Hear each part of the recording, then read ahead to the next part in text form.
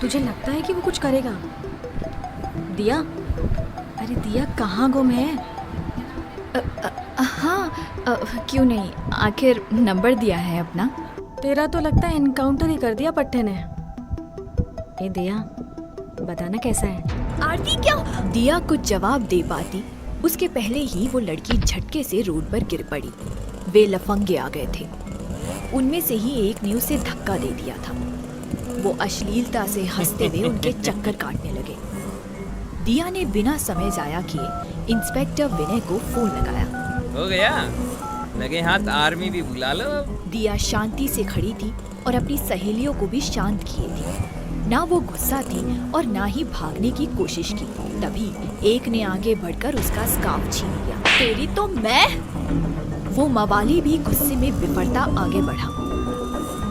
Police की jeep पहले तो कभी नहीं आई। और जीप में से विनय उतरा। दिया उसे देखकर भूल गई कि वहाँ क्या हो रहा था। फिर वो हुआ जो कभी नहीं हुआ था। सभी लफंगों की गिरफ्तारियां हुई। कुछ लफंगों की विनय ने पिटाई भी की। जब आखिरी लफंगे को पकड़कर जीप में डाला गया तो वहाँ तालियों की गड़गड़ाहट गूंज चुकी। आसपास के लोग और दुकान वाले भी उन लफंगों से त्रस्त थे। आप में से किसी को कंप्लेंट दर्ज करानी होगी। सारी लड़कियां तैयार हो गईं। दिया ने सबको आंख तरेर कर देखा।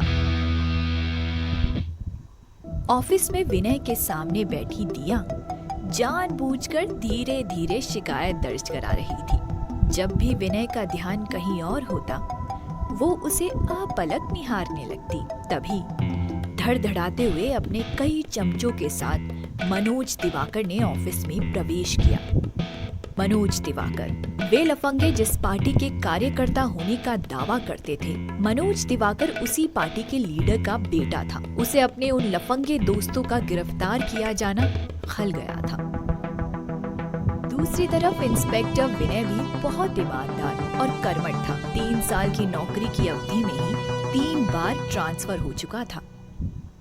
मेरे आदमियों को अभी का भी लॉकअप से बाहर निकालो। अगर नहीं निकाला तो? जानते नहीं मैं किसका बेटा हूँ? ये तो मैं जानता हूँ, लेकिन तुम नहीं जानते कि मैं कौन हूँ। अधिक पुलिस या रौब दिखाया तो अच्छा नहीं होगा तुम्हारी नौकरी के लिए, समझे? और तुमने अपने पिता का रौब झाड़ा तो ये अच्छा नहीं होगा तुम्हारी सेहत के लिए। दफा हो जाओ, नहीं तो मैं तुम्हें भी गिरफ्तार कर लॉकअप में डाल दूंगा। विनय के तेवर देखकर मनोज दिवाकर ने वहाँ से खिसकने में ही अपनी भलाई समझी। जा रहा हूँ इंस्पेक्टर, लेकिन तुम्हें नहीं छोड़ूंगा। आज के तुम्हारे व्यवहार की सजा तुम्हें जरूर मिलेगी। लेकिन जाते जाते भी अपनी अकड़ दिखा गया। अरे जाजा। दिया मुक्त भाव से लगातार इंस्पेक्टर विनय को देखती जा रही थी। Hello madam. हाँ, दरअसल मैं मनोज दिवाकर और उसके लफंगे दोस्तों के प्रति आपके रुख से काफी प्रभावित हुई। आपने हम लड़कियों की हेल्प करके एक नेक काम किया है। ये मेरी ड्यूटी है मैडम। देश के हर एक नागरिक को बराबर सुरक्षा देना पुलिस का कर्तव्य है। थैंक्स, अब चलती हूँ। बाय। बाय। वो आगे भी शिकायतें लेकर आती रही और विनय कार्रवाई करता रहा। दिया का कभी उसका पर्स गुम हो जाता तो कभी खुद ही अपनी स्कूटी वो जानबूझकर कहीं छोड़ आती। और फिर शुरू होता उसका पसंदीदा काम, विनय के सामने बैठकर कंप्लेन दर्ज कराना। पर हमेशा उसी का सामान चोरी हो ये जरूरी तो नहीं, लेकिन उसने उसका भी तोड़ निकाल लिया था।